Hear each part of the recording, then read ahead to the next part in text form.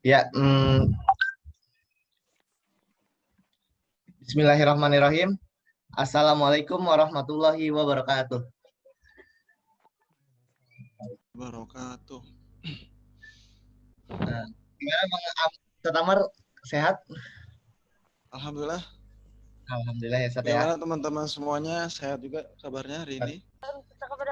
Habis pada buka puasa, habis pada buka. Alhamdulillah rabbil alamin. Barakallah.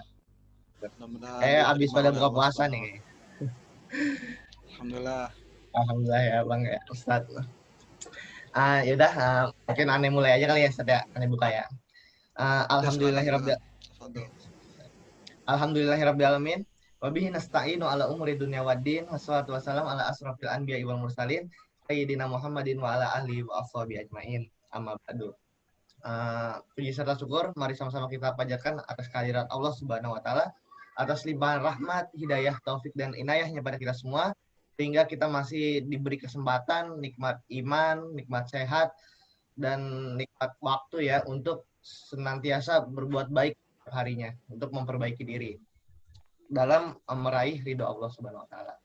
Salawat serta salam mari sama-sama kita curahkan pada junjungan kita Nabi besar Muhammad Shallallahu alaihi wasallam. Allahumma sholli ala sayyidina Muhammad wa ala ali sayyidina Muhammad, beserta para keluarganya, para sahabat dan para tabi'in.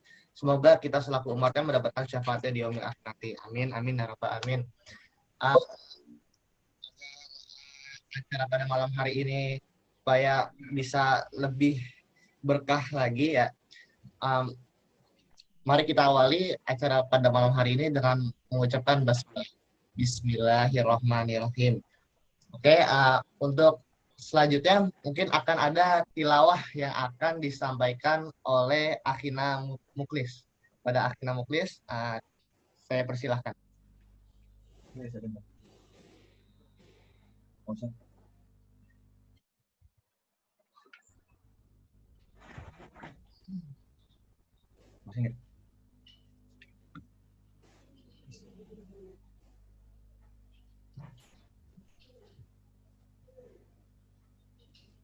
Bismillahirrahmanirrahim. Assalamualaikum warahmatullahi wabarakatuh.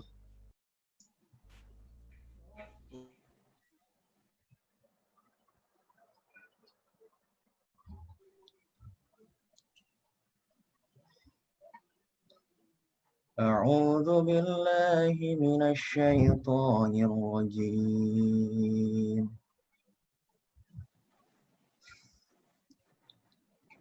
إن عدة الشهور عند الله 12 شهرا في كتاب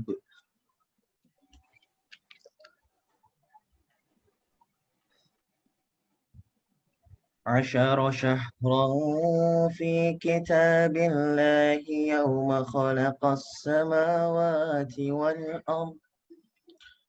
السماوات والأرض منها 4 حرم ذلك الدين القيم فلا تظلموا فيهن أنفسكم وقاتلوا المشركين كافة كما يقاتلونكم كافة واعلموا أن الله مع المتقين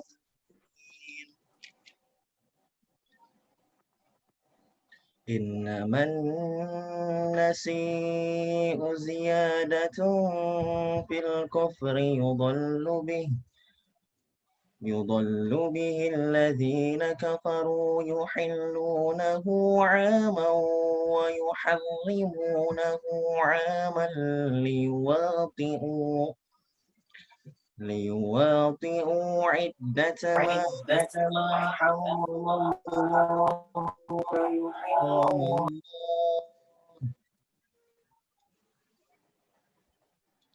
زين لهم سوء أعمالهم زين لهم سوء أعمالهم والله لا يهدي القوم الكافرين يا أيها الذين آمنوا ما لكم إذا قيل لكم في سبيل الله اثاقلتم إلى الأرض أرضيتم بالحياة الدنيا من الآخرة فما متاع الحياة الدنيا في الآخرة إلا قليل إلا تغفروا يعذبكم عذابا أليما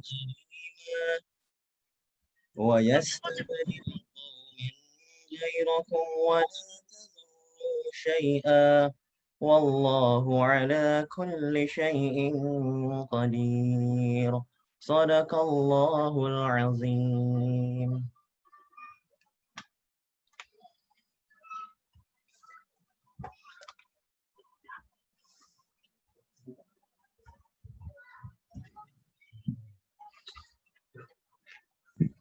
Sempat terlempar. Terima kasih banyak kepada akhirnya dalam tilawatil Quran pada malam hari ini. Semoga yang membacanya dan yang mendengarkannya sama-sama bisa mendapatkan pahala yang sebelum kita mulai ingin menyampaikan sesuatu bahwa kita kan sedang bekerja sama dengan ACT dalam acara Lumbung Sedekah ya yang telah disampaikan oleh Bang Zaid di siang ya, yaitu pengumpulan dana ya untuk para korban-korban yang terkena dampak COVID-19. Mungkin buat teman-teman yang ingin berdonasi bisa mengirimkan mengirimkan beberapa rupiahnya ke rekening yang kami sampaikan di kolom chat ya. Anda cantumkan di kolom chat.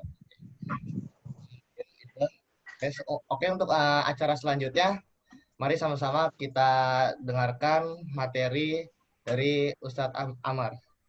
Silakan, Ustadz Amar, dipersilakan. Ya, baik.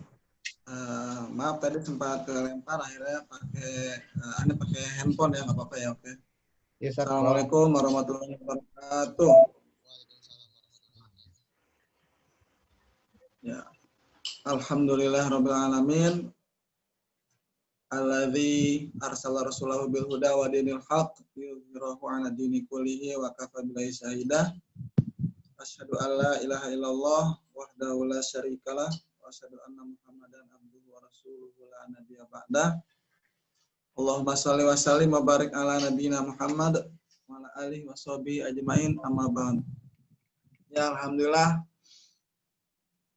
Segala puji bagi Allah yang telah mengumpulkan kita di kajian Zoom ini. Masya Allah, terima kasih banyak kepada teman-teman semua. Mudah-mudahan kita selalu mendapatkan nikmat dari Allah Subhanahu wa Ta'ala, walaupun dalam kondisi pandemi seperti ini, tapi kita masih berusaha untuk mendekatkan diri kepada Allah dengan mengikuti kegiatan seperti ini. Kemudian salawat dan salam mari kita sampaikan kepada Nabi Muhammad SAW beserta para keluarganya, para sahabatnya, dan para pengikutnya yang insya Allah kita termasuk pengikut Nabi Muhammad SAW. Oke, sebelumnya suara aneh terdengar? Dengar ya, alhamdulillah. Ya. Terdengar saat. Sebenarnya ini adalah sebagai pengingat, sebagai tazkirah atau sebagai reminder bagi aneh sendiri untuk harus selalu ya menjiwai hijrah Nabi Muhammad SAW, dan ini menjadi kerjaan kita setiap waktu sebenarnya, karena kalau untuk mempelajari sejarah Nabi Muhammad SAW itu bahkan umur kita nggak bakal cukup kali ya teman-teman semuanya gitu, karena pasti banyak banget episode atau momen-momen kehidupan dari Nabi Muhammad SAW dan para sahabatnya yang harus kita pelajari gitu, yang harus kita tahu. supaya kita bisa menerapkan dalam kehidupan kita sehari-hari. Amin ya rabbal alamin. Ya, mungkin untuk kajian kali ini bisa ya kalau misalnya ada yang diminta untuk membacakan ayat gitu, bisa ya, atau jadi sifatnya interaktif gitu. Jadi bukan hanya mendengarkan doang gitu ya, nggak apa-apa ya. Oke, baik, sebelumnya sebelum kita lanjut mulai, coba semuanya teman-teman dibuka Al-Qur'annya, yaitu dibuka surat ayat yang berbicara tentang hijrah, yaitu coba dibuka surat Al-Anfal ayat 72 sebelum kita masuk tentang menjiwai hijrah Nabi. Silakan teman-teman semua buka surat Al-Anfal ayat 72. Ya, dan mohon izin teman-teman semua yang ada di kegiatan ini untuk dinyalakan mikrofonnya, kita sama-sama membaca surat Al-Anfal ayat 72 ini. Mudah-mudahan dengan kita membaca, kita juga insya Allah akan lebih menjiwai ya hijrah Nabi Muhammad SAW ini, teman-teman semua. Ya, baik, sama-sama kita mulai. Kita Surat baca keberapa, dulu Ustaz? surat Al-Anfal ayat 72. 72. Ya, Surat ke sama-sama kita baca. Surat Al-Anfal itu surat ke-8. 8 ya. Ayat yang 72. Ya, baik. Ya, kita baca sama-sama. A'udzubillahi minasyaitonir Bismillahirrahmanirrahim.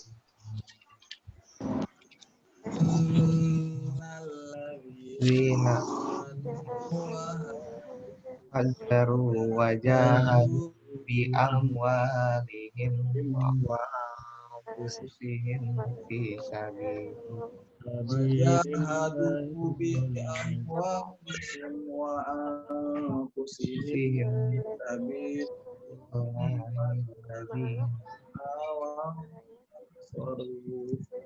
ulaika Ba'duhum awliya'u ba'd walladzina amanu walam yuhajiru malakum min walayatihim walayatihim hatta yuhajiru wa instansarukum fit dini fa'alaikum asru illa ala qaumin bainakum wallahu bima ta'maluna basir. Shadaqallahul azim. Ya, teman-teman semuanya, Allah Subhanahu wa taala berfirman di dalam surat Al-Anfal ini ayat ke-72 yang artinya sesungguhnya orang-orang yang beriman dan berhijrah serta berjihad dengan harta dan jiwanya di jalan Allah, dan orang-orang yang memberikan tempat kediaman dan pertolongan kepada orang muhajirin, mereka itu satu sama lain melindungi. Dan terhadap orang-orang yang beriman, tetapi belum berhijrah, maka tidak ada kewajiban sedikit pun atasmu melindungi mereka sebelum mereka berhijrah. Akan tetapi jika mereka minta pertolongan kepadamu dalam urusan pembelaan agama, maka kamu wajib memberikan pertolongan, kecuali terhadap kaum yang telah ada perjanjian antara kamu dengan mereka, dan Allah melihat apa yang kamu kerjakan. Ya, teman-teman semua, teman-teman juga bisa melihat juga di artinya. Jadi di sini ayat ini menceritakan tentang orang atau fase ketika dulu Nabi Muhammad SAW dan para sahabatnya berhijrah. Ya, di sini ada kata-kata wahajaru, dan mereka orang-orang yang berhijrah, gitu ya. Nah, di sini juga disebutkan juga kelompok yang berhijrah dan kelompok yang menjadi tempat menolong hijrahnya, ya, yaitu kelompok yang berhijrah adalah kaum muslimin yang ada di Mekah, yaitu kaum muhajirin, dan yang menerima hijrahnya adalah kaum Ansor, yaitu yang memberikan pertolongan kepada kaum muhajirin. Ya, seperti itu teman-teman. Nah, jadi di ayat ini Allah Subhanahu wa taala memberikan keterangan bahwa orang yang berhijrah itu akan mendapatkan balasan ya dari Allah. Ya kan? Dan di sini diceritakan bahwa dulu terjadi proses hijrah itu. Nah, inilah yang akan menjadi bahasan kita di malam hari ini, yang kita akan mulai dari awal-awal sebelum hijrah itu terjadi ya. Kita kembali ke zaman ketika Nabi Muhammad SAW masih berada di kota Mekah. Ya teman-teman semua yang dirahmati oleh Allah Subhanahu Wa Taala, sebelumnya kita kembali ke tema kita, yaitu tema kita adalah kita menjiwai hijrah Nabi Muhammad SAW. Ya, jadi maksudnya apa sih menjiwai gitu? Maksudnya adalah kita membayangkan bagaimana dulu Nabi Muhammad SAW ketika berhijrah beserta para sahabatnya. Kita juga merasakan bagaimana capeknya. Bayangkan teman-teman, kalau teman-teman pernah melihat di peta ya, jarak antara Mekah dengan Madinah. Coba teman-teman ukur dengan penggaris gitu, atau teman-teman lihat di Google Maps itu berapa kilometer teman-teman. Ada yang menyebutkan kalau diumpamakan dengan di Indonesia itu seperti jarak dari Jakarta ke Bandung gitu kurang lebih teman-teman. Dan bisa teman-teman bayangkan ya bagaimana dulu perjalanannya gitu ya. Coba teman-teman bayangkan, siapa di sini yang pernah jalan ya, kalau di BSI ini paling jauh kemana nih? Siapa yang pernah jalan dari pemasaran BSI 2 sampai ke Panggulan, ada nggak? Jalan kaki itu gimana kira-kira tuh? Kalau Zaim pernah jalan? Pernah, Ustaz. Dari Ustaz, maaf, maaf, tuh, Aneh bukan Zaim, Ustaz. Ino. Oh, siapa? Ino. Iya, siapa? Ino, ya, ya. Ino pernah jalan dari pemasaran sampai mana paling jauh? Pernah sih ke sampai Parung Bingung sih. Bingung, Masya Allah, Iya, jauh sekali. Kalau coba bayangkan, atau kalau teman-teman yang pernah naik gunung, coba sekarang dihadirkan lagi memori-memori kita. Coba kita sekarang coba bayangkan gimana pegelnya kaki kita ya. Karena Masya Allah teman-teman, kalau kita bayangkan, kita jiwai, ya bagaimana itu semua dirasain semua tuh, naik gunung, Masya Allah teman-teman ya. Nah, jadi kita bayangkan, ikut merasakan pegal-pegal. Ya, kalau kita membayangkan, kita menjiwai, kita jadi merasa oh iya Masya Allah ya dulu Nabi Muhammad SAW melakukan perjalanan seperti itu gitu ya. Kalau orang-orang yang sudah berhaji, orang-orang sudah berumroh itu mereka bisa merasakan tuh.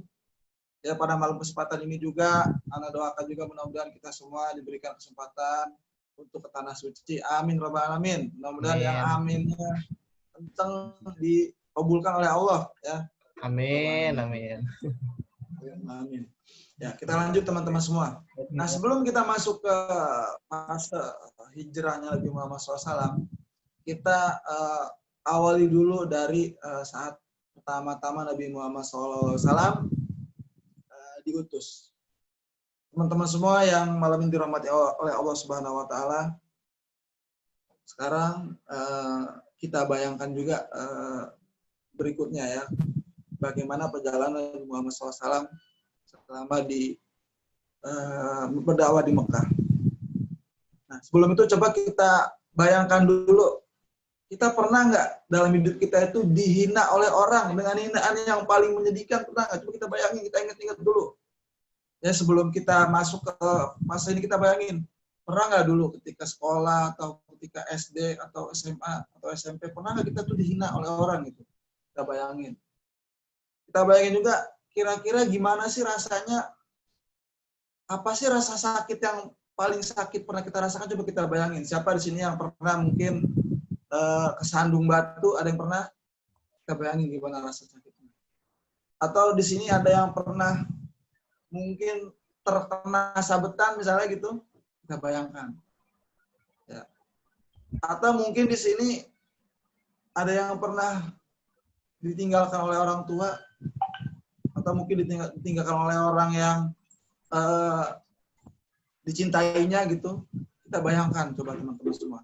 Karena ini semua ini terjadi ketika Rasulullah SAW memulai dakwahnya di kota Mekah. Kita bayangkan, kita ingat-ingat. Ya. Karena misalnya bilang kalau misalnya perjalanan umat Islam di Mekah ini gambarannya itu ya dari mulai yang menghadapi cemoohan, hinaan, sampai ke siksaan, sampai bahkan ancaman pembunuhan gitu ya. Ya, teman-teman semua yang dirahmati oleh Allah Subhanahu wa taala, semuanya bermula saat Nabi Muhammad SAW di usia menjelang diutus oleh Allah, menjelang diangkat menjadi Rasul. Nabi Muhammad SAW menyaksikan hal-hal yang bertentangan dengan kemanusiaan yang ada di Mekah ya. Orang-orang menyembah berhala, kemudian mabuk-mabukan, kemudian Masya Allah perempuan itu Masya Allah, nggak ada harganya, benar-benar Masya Allah gitu ya. Bahkan disebutkan ya, kalau lahir bayi perempuan ya, Masya Allah nih. Apalagi aneh baru punya anak nih, perempuan gitu. Zaman dulu untuk lahir bayi perempuan, ketahuan ini bayi perempuan nih, mukanya langsung merah. Orang Arab jahiliyah tuh, kenapa mukanya merah? Karena mereka dipikir mereka, wah ini punya anak perempuan ini sebuah aib. Akhirnya dikubur hidup-hidup. Ya, bahkan ini ada digambarkan di dalam ayat di juz 30 di surat At-Takwir. Wa idzal mau a'udzubillahi minasyaitonir rajim wa idzal mau'udatu su'ilat. Dan apabila bayi-bayi perempuan yang ditanyakan ya, bi aydzam bi qutilat, atas dosa apa mereka dibunuh, itu digambarkan di surat At-Takwir itu ya, teman-teman. Ada di ayatnya ya. Masya Allah. Dan seperti itu. Nah, ketika ada seperti itu teman-teman semua, nah Masya Allah, coba kita bayangkan sekarang, bayangkan ketika kita, kalau teman-teman pernah naik gunung, coba bayangkan. Nah, Nabi Muhammad SAW, ya itu ketika itu ke atas bukit teman-teman semuanya. Untuk apa? Masuk ke dalam Gua Hira. Beliau merenung, berkholwat, ya, tentang kondisi masyarakat yang seperti ini gitu. Dan Masya Allah, ya, akhirnya datanglah malaikat Jibril yang menyampaikan wahyu kepada Nabi Muhammad SAW yang kita sama-sama tahu dimulai dari surat Al-Alaq ayat 1-5. Ya, kita tahu isinya, yang itu menjadi penanda bahwa Nabi Muhammad SAW mulai menjadi seorang Rasul. Masya Allah ya. Setelah peristiwa itu Nabi Muhammad SAW pun akhirnya menceritakan kepada istrinya Khadijah. Dan ternyata Khadijah punya saudara. Saudaranya itu adalah orang yang mengikuti ajaran Nabi Isa alaihissalam ya. Jadi Nabi Muhammad SAW itu, jadi informasi tentang akan diutusnya Rasulullah SAW itu sudah disampaikan oleh Nabi Isa alaihissalam ya. Bahkan sudah ada di dalam kitab Taurat dan kitab Injil. Nah, saudaranya Khadijah, Siti Khadijah radhiyallahu anha, bernama Waraqah bin Naufal yang memahami ajaran Nabi Isa alaihissalam. Nah, kemudian Khadijah mengajak Nabi Muhammad SAW bertemu dengan Waraqah bin Naufal. Kemudian Waraqah bin Naufal pun bertanya. Ya, ini ada di dalam buku Sirah Nabawiyah, terjemahan dari Rohikul Maktum, tulisan dari Syekh Mubarak Furi ya, di halaman 64. Dalam terjemahan bahasa Indonesianya, Waraqah bertanya kepada Nabi Muhammad SAW, apa yang pernah engkau lihat, wahai saudaraku? Ya. Kemudian Rasulullah SAW mengabarkan apa yang telah dilihatnya. Rasulullah menceritakan gitu, bahwa ketika di dalam gua, ya kan, datang makhluk, ya kan, kemudian disebutkan itu sampai sesek ya. Iqra. Kemudian Rasulullah bilang, ma ana biqari. Ya, karena memang Rasulullah SAW nggak bisa membaca. Ma ana biqari gitu. Hingga sampai ke ayat yang berikutnya, Iqra bismi rabbikal ladzi khalaq. Khalaqal insana min 'alaq. Iqra wa rabbukal akram alladzi 'allama bil qalam 'allamal insana ma lam ya'lam. Nah, kemudian setelah diceritakan itu berkatalah Waraqah bin Naufal ini, orang yang memahami ajaran Nabi Isa alaihissalam. Ini adalah namus yang diturunkan Allah kepada Musa. Andai saja aku masih muda pada masa itu, katanya. Andai saja aku masih hidup tatkala kaummu mengusirmu. Begitu kata Waraqah bin Naufal. Kemudian Rasulullah SAW pun bertanya, benarkah mereka akan mengusirku? Dijawab oleh Waraqah bin Naufal, benar. Tak seorang pun pernah membawa seperti yang engkau bawa, melainkan akan dimusuhi. Andaikan aku masih hidup pada masamu nanti, tentu aku akan membantumu secara sungguh-sungguh. Begitu kata Waraqah bin Naufal. Ya, jadi Waraqah bin Naufal ini beliau sudah tua dan menyatakan demikian gitu.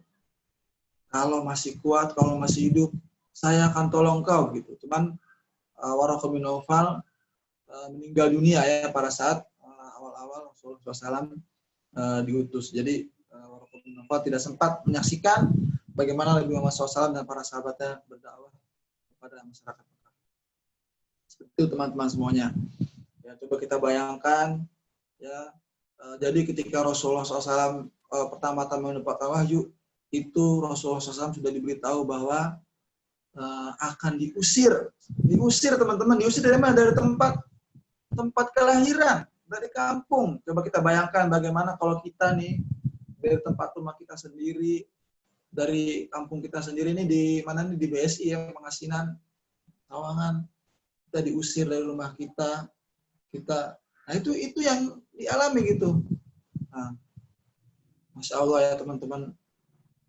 Nah, baik, kita lanjutkan kembali. Nah, kemudian akhirnya setelah itu turunlah wahyu yang menyuruh Nabi Muhammad SAW untuk mulai berdakwah kepada kaumnya.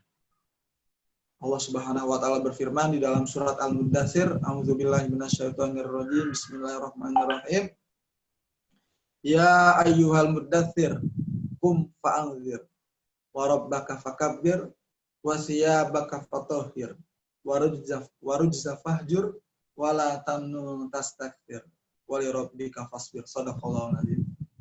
Ya, jadi terjemahannya adalah, hai orang-orang yang berselimut, maaf, bangunlah, lalu berilah peringatan, dan Tuhanmu agungkanlah, dan pakaianmu bersihkanlah, dan perbuatan dosa tinggalkanlah, dan janganlah kamu memberi dengan maksud memperoleh balasan yang lebih banyak, dan untuk memenuhi perintah Tuhanmu bersabarlah.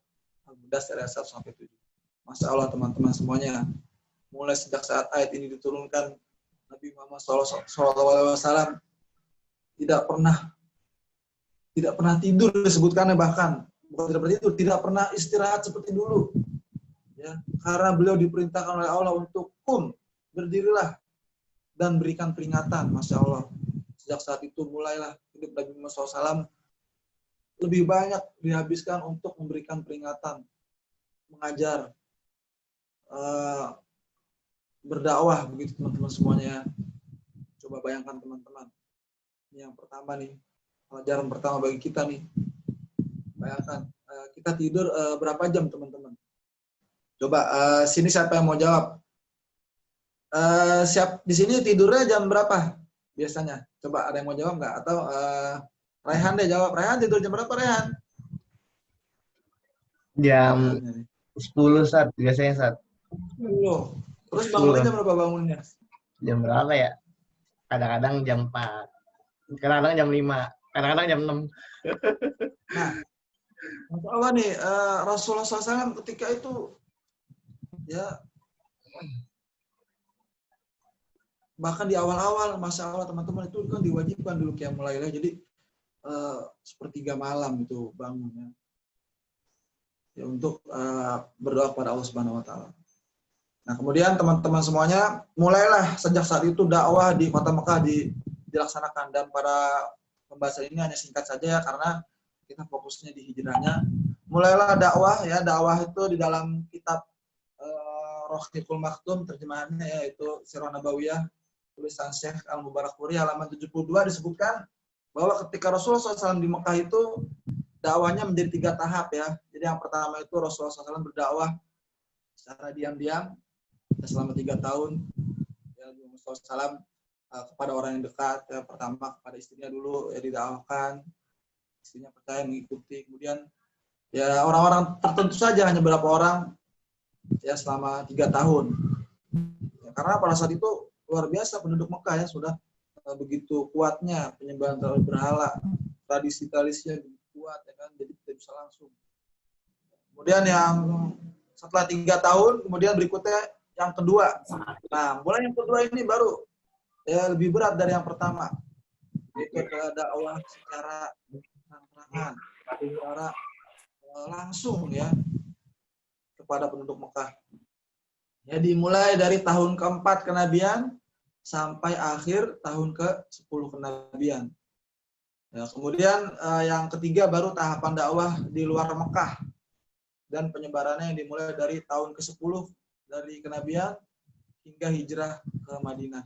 Nah, teman-teman semua, mulailah di saat tahap kedua ini Nabi Muhammad SAW mendapatkan tantangan, ya mendapatkan hinaan. Coba teman-teman bayangkan, ya Nabi Muhammad SAW itu dihina, gila teman-teman. Dihina apalagi itu disebut penyihir, ya, disebut pembohong dan lain sebagainya. Coba teman-teman bayangkan. Di sini ada yang pernah ini enggak mengalami pembulian atau di IG-nya atau di medsosnya ada hatersnya. Itu gimana tuh kira-kira tuh rasanya tuh ya? Dulu mah ini Ustaz, main kata-kataan nama bapak waktu SD. Nah, itu tuh Masya Allah tuh juga dari zaman anak juga kenapa ada begitu-begituan ya. Jadi coba kalau kita lihat ya secara verbal saja, bully secara verbal itu udah dalam banget gitu. Udah kesel lah. Dikatain itu Masya Allah. Nah, ini dialami oleh Nabi Muhammad SAW, teman-teman. Coba bayangin. Mungkin teman-teman bisa lihat kalau di zaman kita sekarang, ya mirip dengan keadaan umat Islam saat ini gitu ya. Bagaimana dihina. Ya kalau teman-teman lihat, sekarang nih, di zaman sekarang, teman-teman lihat tuh di Google ya, ada kartun-kartunnya. Dulu kan pernah terjadi tuh bagaimana ada kartun yang menghina Nabi Muhammad SAW. Nah, itu sebenarnya itu pengulangan dari yang pada masa dulu gitu ya. Nah, mulai dihina, kemudian mulai main fisik ya kan, orang-orang Quraisy mulai main fisik karena ternyata dibujuk Rasulullah SAW juga nggak mau ya kan, sampai tawarin nanti ayo tinggalkan dakwah ini deh, nanti kita akan kasih, kata orang Quraisy tuh ya, harta gitu. Nah, mempan juga dikasih, wanita yang paling cantik nggak mempan juga, nggak mau ya kan, tetap berdakwah ya hingga akhirnya Masya Allah ya teman-teman semuanya, pengikut Nabi Muhammad SAW itu terutama dari yang lemah ya, dari yang kalangan budak mendapatkan siksaan-siksaan ya. Dan bahkan Nabi Muhammad SAW sendiri juga pernah ya ketika lagi sholat ya ditaruh kotoran unta. Coba kita bayangin teman-teman lagi sholat. Kemudian ada orang yang gangguin, ngasihnya ya luar biasa nih. Ya kotoran unta begitu, coba gimana tuh ya kan. Kemudian contohnya adalah Bilal bin Rabah ya, yang ditindih dengan menggunakan batu karena dia budak ketahuan berislam ya, kemudian ditindih dengan batu di siang hari di padang pasir, panas-panasan ya. Kita aja kalau lagi siang-siang panas itu udah menderita banget deh gitu. Atau di sini ada nggak pernah yang ketika dulu di sekolah dihukum dijemur gitu, ada nggak? Ya, dulu saya sih sering saat SMP. Udah ya apa ya? Gimana panas rasanya? Waduh, panas. Abis itu dipermalukan di banyak orang juga sih. Itu kurang lebih itu. Dan bahkan ya Bilal itu ya ketika ketahuan, Bilal itu pernah juga diikat lehernya oleh majikannya. Ya, kemudian ya kayak binatang peliharaan dikelilingi, ditimpuk-timpuk sama anak kecil. Karena ketahuan dia berislam. Ya, jadi siksaannya itu nggak kebayang ya. Di antara siksaan yang paling luar biasa, ya yang paling, ya ini paling, coba kita bayangkan nih, ini siksaannya yang paling luar biasa itu adalah siksaan kepada keluarga Yasir ya. Ini masalah namanya sama dengan nama saya ini. Jadi kalau teman-teman pernah dengar ada sahabat Nabi namanya Ammar bin Yasir. Nah, ini keluarganya dia nih. Jadi Ammar bin Yasir ini adalah keluarga budak ya, bapak ibunya itu budak. Ya Masya Allah ya, kalau di dalam peraturan jahiliyah tuh benar-benar luar biasa ya. Jadi orang-orang jahiliyah itu apa ya, dia mengawinkan sesama budaknya. Sehingga ketika nanti anaknya lahir itu statusnya sebagai budak juga.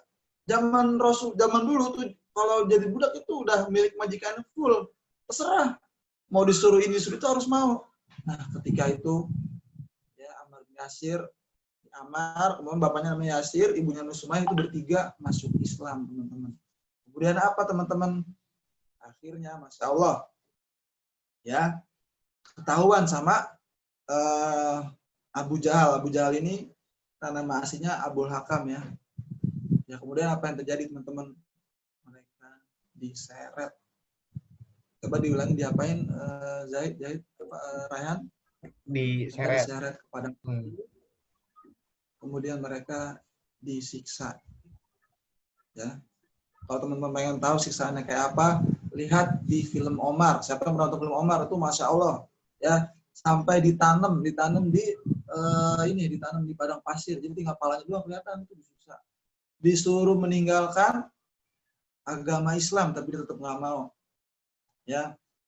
Kemudian akhirnya ibunya Ammar bin Yasir ya. Jadi ini itu teman-teman bayangin ya, teman-teman bayangin ibunya teman-teman, ayah teman-teman itu disiksa bareng sama teman-teman, gimana kira-kira? Ya, ibunya Ammar bin Yasir namanya Sumayyah itu syahid. Diapakan?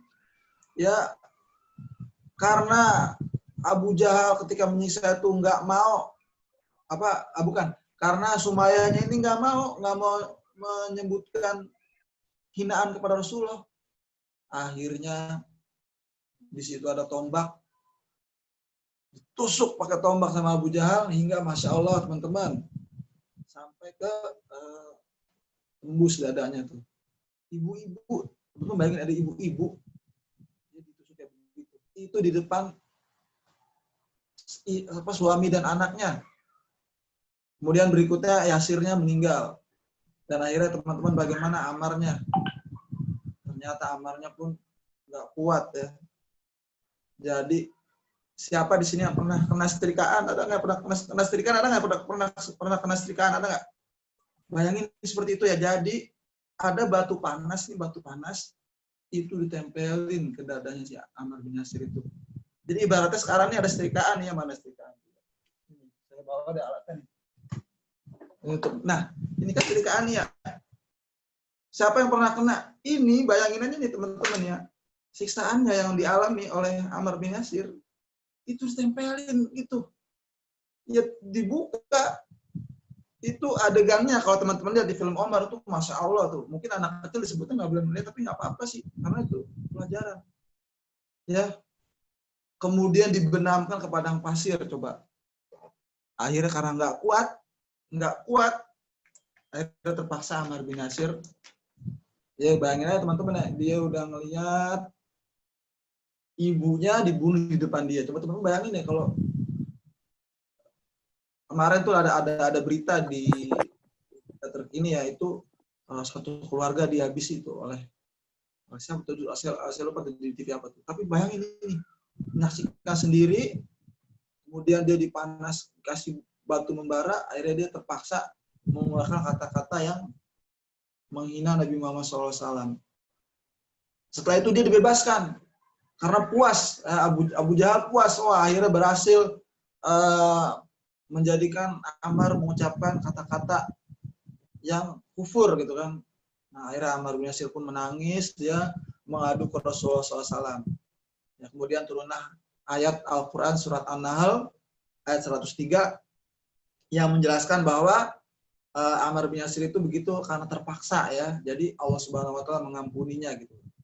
Bunyinya adalah di surat An-Nahl ayat 103, A'udzubillahi minasyaitonirrajim. Bismillahirrahmanirrahim. Ma kafara billahi min ba'di imanihi illa man ukriha wa qalbuhu mutmainnun bil iman. Shadaqallahul azim. Jadi terjemahannya adalah barang siapa yang kafir kepada Allah sesudah dia beriman, dia mendapatkan kemurkaan Allah.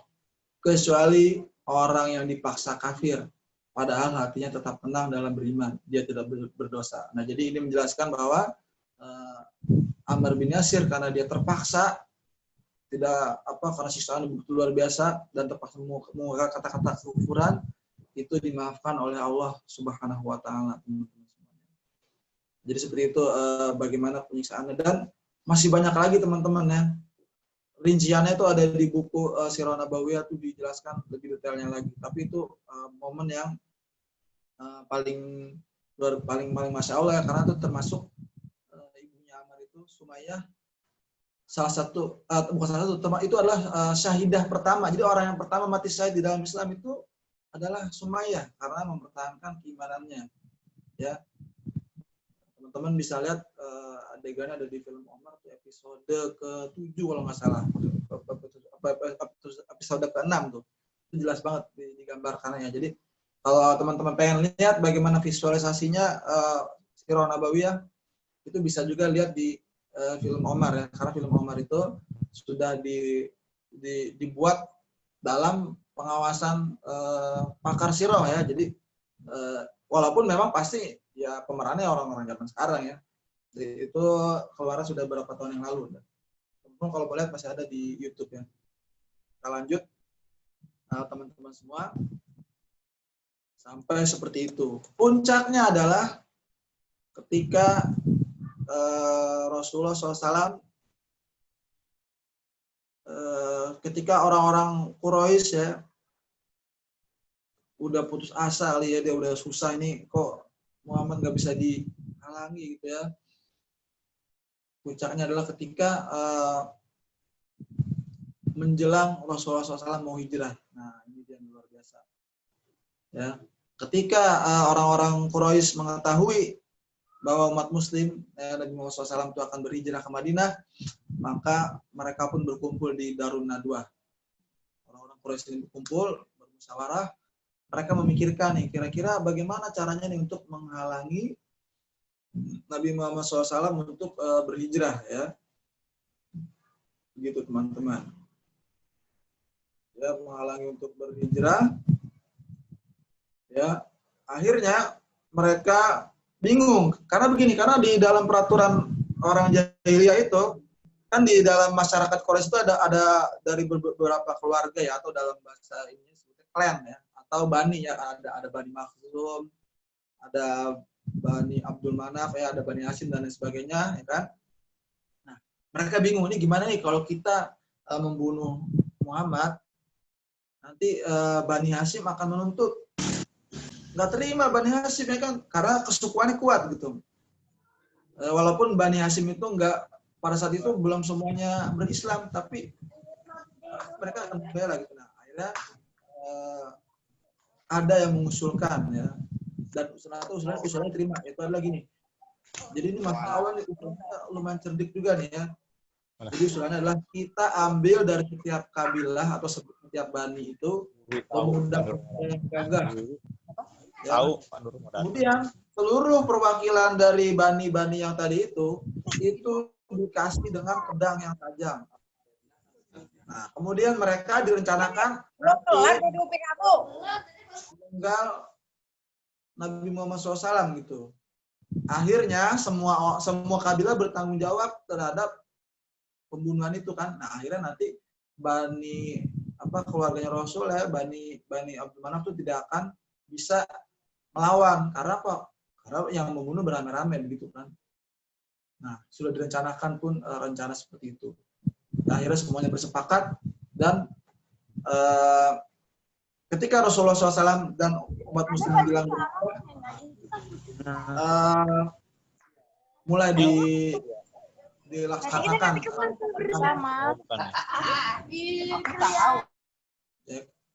terhadap rencana ini ya. Allah Subhanahu wa taala berfirman di dalam surat Al-Anfal. Nah, coba yang megang Quran dibuka surat Al-Anfal ayat 30. Nah, di ayat 30 ini Allah Subhanahu wa taala menjelaskan rencana orang-orang kafir Quraisy untuk membunuh Nabi Muhammad SAW. Ya, karena mereka sebelumnya tahu Nabi Muhammad SAW berhijrah. Dan ketika itu Rasulullah SAW sudah memerintahkan lebih dulu umat Muslim, ya pengikut-pengikutnya untuk hijrah duluan dulu, untuk jalan sembunyi-sembunyi. Rasulullah SAW belakangan, gitu ya, Masya Allah. Jadi luar biasa nih teladan dari Nabi Muhammad SAW bahwa pemimpin lah yang paling belakangan untuk memastikan seluruh keadaannya dulu gitu ya. Jadi didahulukan dulu pengikutnya sembunyi-sembunyi, baru terakhir Rasulullah SAW. Nah, terhadap rencana pembunuhan Nabi Muhammad SAW ini, Allah Subhanahu wa taala berfirman di dalam surat Al-Anfal ayat 30, A'udzubillahi minasyaitonirrajim. Bismillahirrahmanirrahim. Wa idh yamkuru bikal ladzina kafaru liyuthbituka aw yaqtuluka aw yukhrijuk wa yamkuruna wa yamkurullah wallahu khairul makirin. Shadaqallahul azim. Ya, terjemahannya Allah Subhanahu wa taala berfirman, dan ingatlah ketika orang-orang kafir Quraisy memikirkan daya upaya terhadapmu untuk menangkap dan memenjarakanmu atau membunuhmu atau mengusirmu. Mereka memikirkan tipu daya dan Allah menggagalkan tipu daya itu. Dan Allah sebaik-baik pembalas tipu daya. Al-Anfal ayat 30. Masya Allah. Yang mereka pun akhirnya bergerak untuk menjalankan rencana itu ya. Rasulullah SAW ketika itu masih di dalam rumah beliau. Nah, orang-orang kafir Quraisy itu yang berjumlah di dalam sirah disebutkan tuh 12 orang dipimpin oleh Abu Jahal. Mereka mendekat dan ke rumahnya Nabi Muhammad SAW dengan tadi pedang yang tajam. Mereka bersiap-siap untuk membunuh Nabi Muhammad SAW. Tapi Masya Allah ya, Allah Subhanahu wa taala menolong hamba-hambanya. Ya, Nabi Muhammad SAW ditolong oleh Allah Subhanahu wa taala. Bagaimana teman-teman? Nah, tapi juga Nabi Muhammad SAW mengatur strategi juga. Nah, Rasulullah SAW itu Masya Allah ya. Jadi strateginya begini, Nabi Muhammad SAW bersama dengan Ali bin Abi Thalib. Jadi Ali bin Abi Thalib itu menggantikan posisi Rasulullah di tempat tidurnya. Ya. Jadi supaya ketika nanti ada orang yang mau melakukan rencana itu, dikira itu masih ada Rasulullah SAW gitu ya. Nah, dan ternyata Rasulullah SAW sebelumnya itu udah diberitahu oleh Jibril bahwa orang-orang Quraisy itu berencana untuk membunuh Nabi Muhammad SAW. Nah, akhirnya Ali bin Abi Thalib berbaring di atas kasurnya Nabi dengan menggunakan selimut yang biasa dipakai oleh Nabi gitu ya. Nah, ini luar biasa teman-teman, coba bayangkan gimana kalau itu kita yang disuruh ya kan. Misalnya di sini siapa yang mau ganti ini? Saya dikejar-kejar nih sama ini. Kamu tidur di tempat saya dah supaya nanti jadi menggantikan posisinya Rasulullah gitu. Itu kan Masya Allah. Berarti Ali bin Abi Thalib itu berani melawan rasa takut, tidak takut ya. Padahal bisa aja kalau orang kafir Quraisy masuk kan langsung dihabisin gitu. Tapi Ali bin Abi Thalib siap ya berkorban untuk Nabi, menggantikan di tempat tidur Rasulullah SAW. Dan Masya Allah, ternyata para pengepung ini ketiduran teman-teman semuanya, kebesaran Allah ya.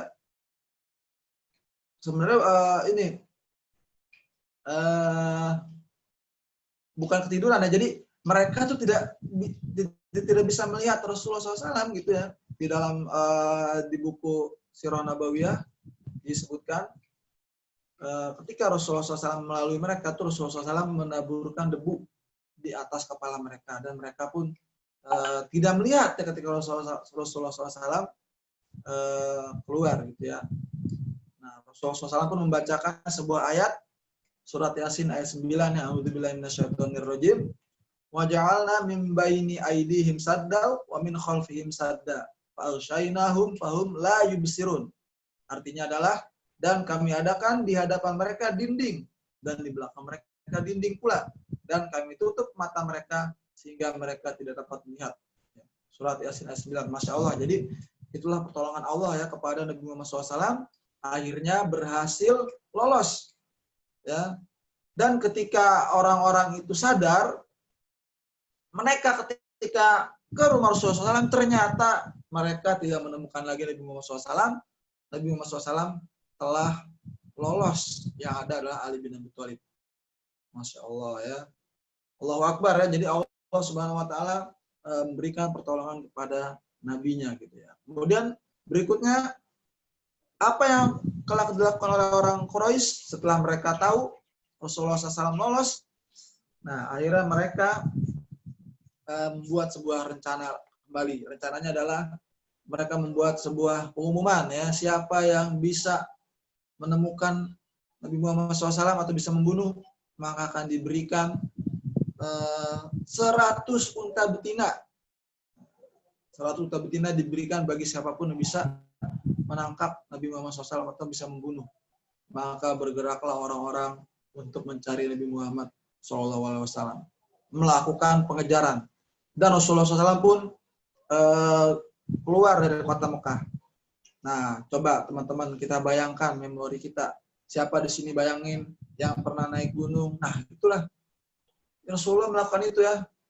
Siapa yang pernah jalan jauh? Nah, itu ketika itu ya, walaupun menggunakan onta kan berarti kan, tapi kan menggunakan onta juga panjang ya perjalanannya itu dari Mekah. Ya.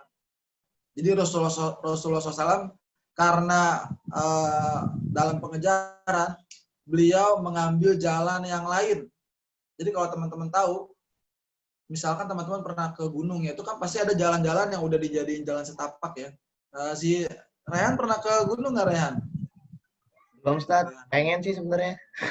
Cuma Cuma belum pernah. Nggak ada alat-alatnya. gunung itu ada jalur-jalur yang udah biasa dilalui. Nah, Rasulullah SAW ketika hijrah itu beliau beserta Abu Bakar tuh lewat jalan yang belum pernah dilalui. Jadi jalan itu jalan yang lain gitu supaya nggak bisa dikejar. Bahkan luar biasa masalah teman-teman, kita bayangkan naik ke bukit, ya naik ke bukit, dan di dalam bukit itu ada sebuah gua. Nah akhirnya masuklah Nabi Muhammad SAW beserta Abu Bakar ke dalam gua itu teman-teman, karena benar-benar dikejar oleh orang-orang Quraisy. Dan masya Allah ya, setelah tadi sebelumnya kita lihat bagaimana pengorbanan Ali bin Abi Thalib yang rela untuk menggantikan posisi tidur Rasulullah. Di sini kita melihat bagaimana pengorbanan dari Abu Bakar As-Siddiq ketika bersama di dalam gua. Teman-teman bayangin deh, gua padang pasir, udah gua di padang pasir ya kan, dan padang pasir itu juga ada hewan-hewan buasnya. Hewan-hewannya ada hewan-hewan, kalau di padang pasir itu ada ular ya, ada kalajengking. Teman-teman cari di Google ini, masya Allah ya. Ketika sebelum masuk, Abu Bakar tuh masuk duluan, karena Abu Bakar tuh nggak mau kalau ada yang membahayakan. Akhirnya Abu Bakar masuk duluan dalam gua itu. Abu Bakar cek duluan tuh ada apa aja sih. Ternyata teman-teman ada apa teman-teman? Ada lubang-lubang, ada lubang ya. Akhirnya oleh Abu Bakar lubang itu ditutupi dengan kakinya. Ya ada, jadi pakai kaki ditutupi lubang itu. Kemudian baru Rasulullah SAW masuk bersama dengan Abu Bakar. Ya. Kemudian teman-teman, apa yang terjadi teman-teman pada Abu Bakar? Ya, di dalam buku Sirah dinyatakan ternyata ada hewan yang menggigit kakinya Abu Bakar. Dan ketika itu Rasulullah sedang tertidur di dalam gua. Kira-kira kalau digigit hewan gimana teman-teman? Siapa di sini yang pernah digigit serangga atau digigit apa gitu? Itu masya Allah gimana tuh rasanya ya? Apa ngelihat digigit kecoa apa? Digigit apa? Kecoa ngedeketin aja nek suka teriak Bang. Masya Allah, itu baru kalau kecoa nggak gigit ya. Kecoa itu cuma bikin kesel aja dia tuh. Oh, kalau kita gerakin kaki kita, dia malah nyamperin kita gitu kan.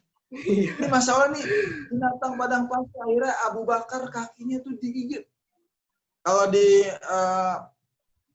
keterangan di Sirahnya sih nggak disebut ya hewannya apa gitu ya, yang Anda baca sih itu disebutnya hewan padang pasir ya, nggak disebut keterangannya. Cuman benar juga, bayangin masya Allah ya, menahan untuk tidak teriak. Karena kenapa? Karena khawatir Rasulullah SAW pun terbangun. Khawatir. Akhirnya Rasulullah pun bangun dan mukjizat dari Allah ya, dengan diludahi Rasulullah SAW itu sehat kembali kakinya Abu Bakar. Ya, kemudian seperti itu ya, ketika di dalam gua. Dan bagaimana ketika di luar gua? Nah, ini juga kebesaran Allah. Ketika orang-orang yang pengejar itu sampai ke dekat gua, apa yang terjadi? Ini juga pertolongan dari Allah, yaitu ya mereka menemukan, wah, gua ini ternyata ada sarang laba-labanya nih. Bahkan ada juga hewan lain. Mereka berkesimpulan, wah nih kalau guanya ada sarang laba-laba, nggak mungkin ada orang di sini nih. Padahal ada Rasulullah di situ. Jadi ketika Rasulullah udah masuk, baru laba-laba itu membuat sarang.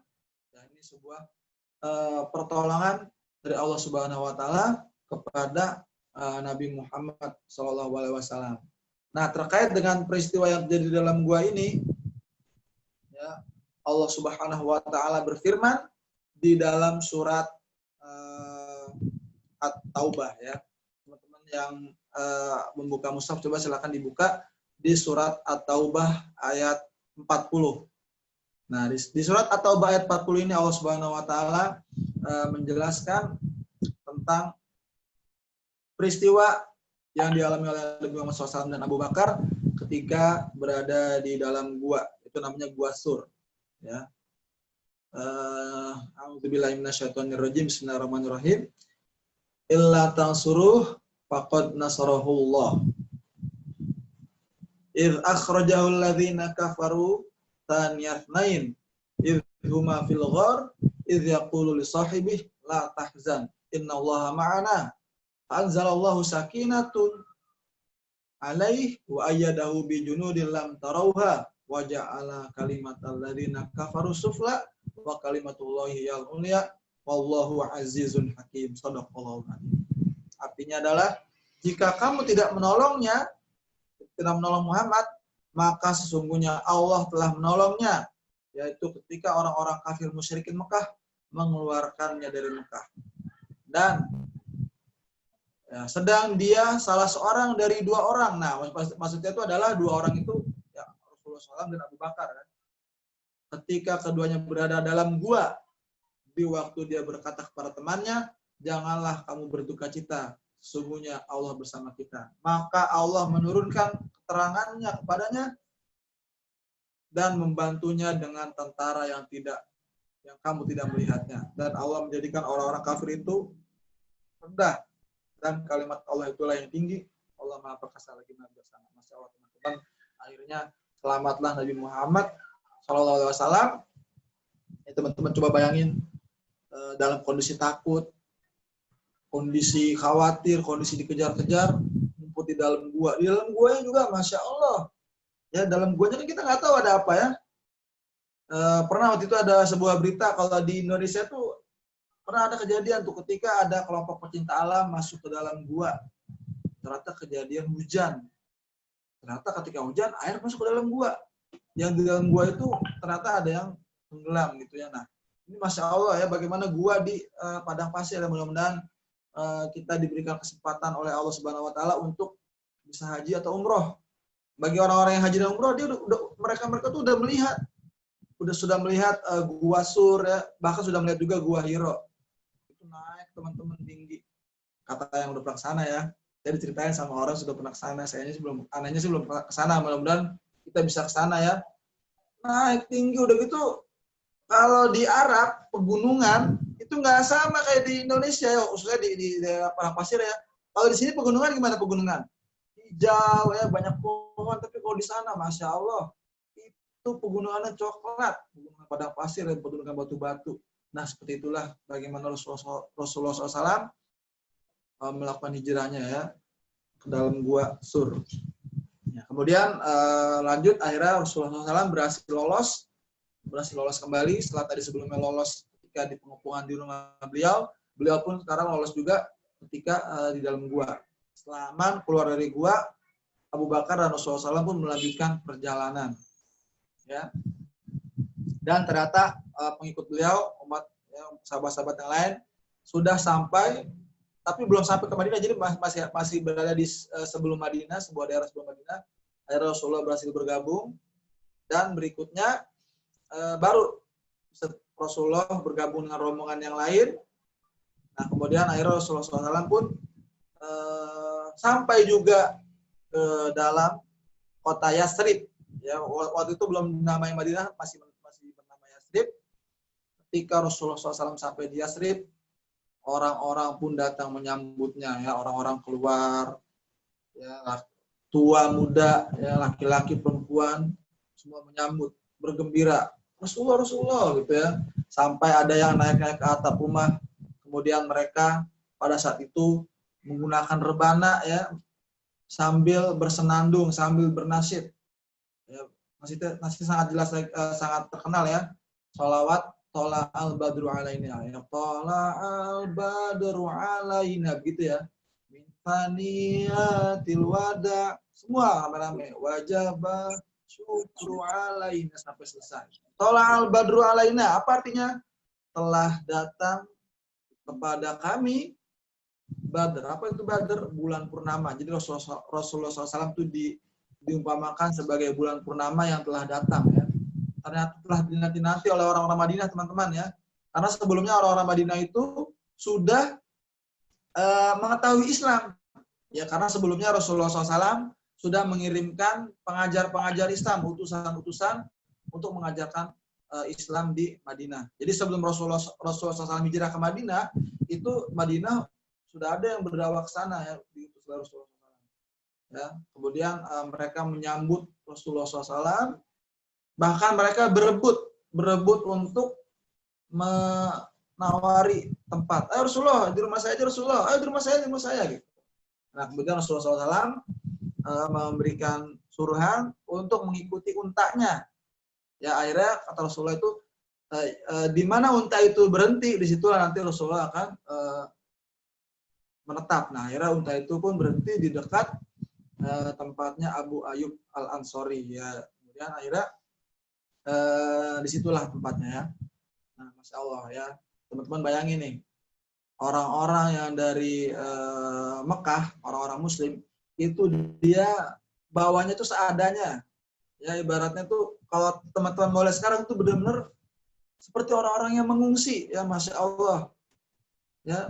Mungkin kalau kita bisa umpamakan tuh mirip kali ya dengan orang-orang yang di Asia Tenggara tuh orang-orang Rohingya, kalau teman-teman pernah dengar, ya. Itu mereka dalam keadaan ketakutan, dalam keadaan serba terbatas, mereka akhirnya sampai ke dalam sampai ke Madinah, dan mereka nggak punya apa-apa, coba bayangin, terbatas banget. Tapi Masya Allah, bagaimana semangatnya orang-orang Madinah yang sudah mengenal Islam, mereka memberikan bantuan kepada orang-orang muhajirin. Muhajirin itu orang-orang Mekah, disebutnya orang berhijrah, dan orang-orang Madinah menolong, ya, memberikan hartanya, dan Rasulullah SAW mempersatukan antara muhajirin dan ansor, ya. Bahkan sampai Masya Allah, ya, orang Madinah, orang Yathrib itu yang udah Muslim, sampai dia rela menyerahkan yang berharga untuk orang ansor, ya, orang muhajirin. Sampai ada yang menawarkan, nih gimana nih, saya berikan deh kepada kamu istri saya, gitu. Bayangin teman-teman, dia punya istri nih, kemudian dia bilang, nanti kalau kamu mau nih saya kasih nih ke kamu, gitu. Jadi sampai seperti itunya, ya. Bahkan rumah-rumah dan lain tentunya juga seperti itu, dan dipersaudarakan antara muhajirin dan ansor. Ya, di sini ada pelajaran juga bagi kita, Masya Allah, ya, orang-orang yang menerima orang-orang Mekah menolong saudaranya yang dari Mekah dan memberikan hal yang berharga, ya. Dan akhirnya Masya Allah, sejak saat itu mulailah Nabi Muhammad SAW membangun masyarakat Islam di Yathrib, dan sejak saat itu juga Yathrib pun berubah nama menjadi Madinah Al-Munawwarah, artinya adalah kota yang disinari oleh cahaya. Nah, terhadap tolong menolong yang dilakukan oleh orang-orang Ansor ini atau orang-orang Madinah ini, Allah Subhanahu wa taala mengabadikannya di dalam surat Al-Hasyr ayat 9. Nah, coba sekarang gantian deh, siapa yang mau nih dari pemirsa nih, dari teman-teman yang mau membacakan surat Al-Hasyr ayat 9. Ya, silakan dibukanya. Ayo coba siapa? Boleh ditunjuk oleh ini deh, oleh Rehan. Rehan, kira-kira siapa Rehan? Apa mau Rehannya lagi aja? Raise hand aja, raise hand nih buat Oh, yang mau begitu raise boleh. hand. Silakan. Nah, kira-kira ada nggak? Surat Al-Hasyr. Boleh hanya suaranya saja dinyalakan, nggak apa-apa ya, nggak harus Yes. pakai videonya. Surat Al-Hasyr ayat 9 ya, biar kita juga sama-sama mendapatkan pahala mendengarkan dan membacakan Al-Qur'an. Ya. Ada? Sebentar. Ya, silakan siapa yang membaca jadinya? Saya aja deh, Sat. Ya, oke deh, silakan. Baca surat Al-Hasyr Ayat 9 ya. ya. A'udzu billahi minasyaitonir rajim. Bismillahirrahmanirrahim. Walladzina tabawwa'ud dar wal imani min qablihim yuhibbuna man hajara ilaihim wa la yajiduna fi sudurihim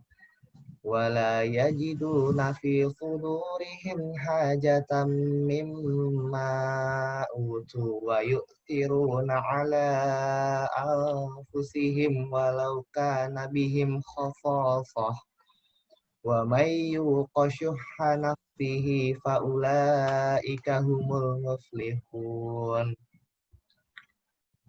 Artinya juga satu. Ya, silakan, artinya juga termasuk. Ya, siap. Dan orang-orang Ansor yang telah menempati kota Madinah dan telah beriman sebelum kedatangan mereka, muhajirin, mereka mencintai orang yang berhijrah ke tempat mereka dan mereka tidak menaruh keinginan dalam hati mereka terhadap apa yang diberikan kepada mereka, muhajirin. Dan mereka mengutamakan muhajirin atas dirinya sendiri meskipun mereka juga memerlukan. Dan siapa yang dijaga dirinya dari kekikiran, maka mereka itulah orang-orang yang beruntung. Ya. Ya, Masya Allah teman-teman semuanya. Di ayat tadi Allah Subhanahu Wa Taala menjelaskan tolong menolong antara orang-orang Yasrib, ya, orang Yasrib yang sebelumnya telah beriman, telah mengenal Islam karena sudah dikirimkan oleh Rasulullah utusan ke Madinah untuk mengajarkan Islam. Mereka mencintai saudaranya yang berhijrah dari Mekah dengan keterbatasan yang ada, mereka diberikan kebutuhan-kebutuhannya, dan Allah Subhanahu Wa Taala memuji mereka kaum muhajirin dan ansor yang saling tolong menolong dalam kebaikan, dalam membantu untuk umat Islam. Masya Allah teman-teman semuanya. Nah, akhirnya sejak saat itu Nabi Muhammad SAW dan para sahabat membangun masyarakat Islam di Madinah dan melaksanakan di sana selama 10 tahun ya berikutnya, dan berhasil melakukan perubahan yang besar ya. Tadinya di Mekah itu terganggu, dan akhirnya setelah hijrah ke Madinah, Islam pun bisa menyebar kemana-mana hingga akhirnya sampai ke kita sekarang, teman-teman semuanya. Jadi itu yang bisa Ana sampaikan, dan ini sebagai pengingat bagi Ana sendiri. Dan hikmah pelajarannya dari hijrah Nabi Muhammad SAW ini adalah bahwa Rasulullah dan para sahabat mengajarkan kepada kita berkorban di jalan Allah. Kemudian mengajarkan kepada kita juga untuk waspada, ya, karena orang-orang yang tidak senang dengan Islam itu mereka bukannya diem aja, mereka merencanakan rencana-rencana yang jelek kepada umat Islam. Kemudian yang berikutnya lagi adalah pelajaran saling tolong menolong. Ya, bagi kita di zaman kita sekarang ini, gimana kita bisa menolong saudara kita ya, apalagi di zaman COVID seperti ini ya, banyak orang yang umat Islam itu di PHK. Ya, kemarin ada juga di video ya bagaimana ada orang yang dia punya anak 4, tapi karena dia di PHK, dia nggak bisa kerja, akhirnya harus berjualan, istrinya keliling-keliling gitu. Banyak istilah-istilah, dan tentunya apalagi di zaman COVID ini banyak yang pemutusan hubungan kerja dan lain-lain. Jadi masya Allah, pelajaran itu membantu kepada yang membutuhkan. Nah, saran juga di Akmalia remaja, mungkin juga ditanyain teman-temannya ya, Rehan, ada nggak yang butuh bantuan atau bagaimana gitu ya. Siapa tahu ada orang yang butuh bantuan tapi dia sungkan untuk mengatakan, jadi sebenarnya dia butuh gitu. Nah, itu kita harus bisa mendeteksi juga tuh siapa yang butuh, siapa yang itu. Mudah-mudahan pelajaran itu bisa kita ambil dalam kehidupan kita sehari-hari. Dan tentunya yang paling penting adalah bagi kita adalah bersyukur.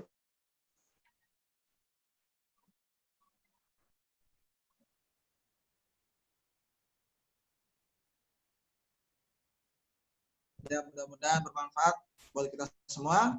Kurang lebih mohon maaf. Wassalamualaikum warahmatullahi wabarakatuh. Dikembalikan kepada MC. Ya, silakan. Baik, Waalaikumsalam warahmatullahi wabarakatuh. Alhamdulillahirrahmanirrahim. Terima kasih banyak ya Ustadz Amar atas materi yang telah disampaikan ya, review kembali tentang mengingat masa-masa sulit Nabi ketika berhijrah ya. Untuk selanjutnya mungkin akan ada sesi tanya jawab ya. Mungkin dari peserta ada yang ingin bertanya melalui kolom chat atau bisa raise hand. Silakan. Mungkin sambil menunggu, aneh ada pertanyaan sih Ustadz. Boleh ya Silakan. Jadi kan tadi kan kita sama-sama tahu ya, sama-sama menyimak ya bahwa hijrahnya Nabi itu nggak main-main gitu kan. Maksudnya ada penuh perjuangan lah istilahnya. Dan yang kita tahu bahwa emang hijrah itu nggak gampang gitu kan Ustaz ya.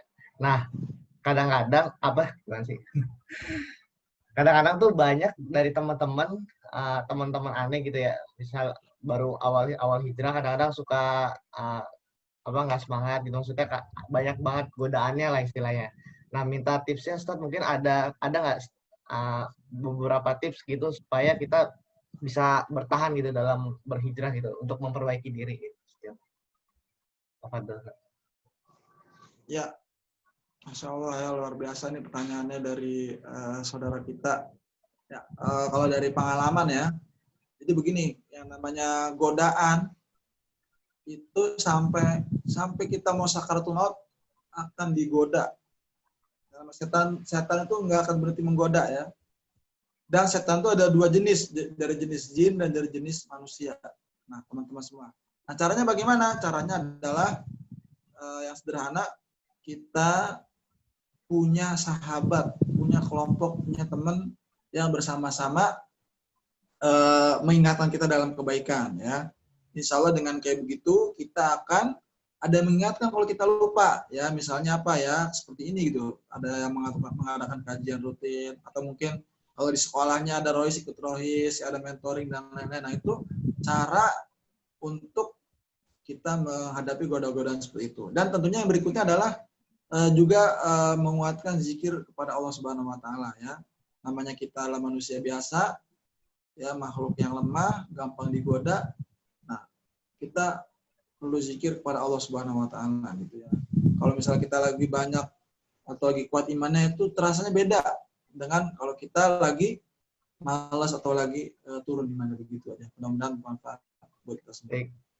Jazakallah Ustaz. Mungkin teman-teman yang lain gimana? Anda tunggu 1 menit ya. Ada yang mau menyampaikan?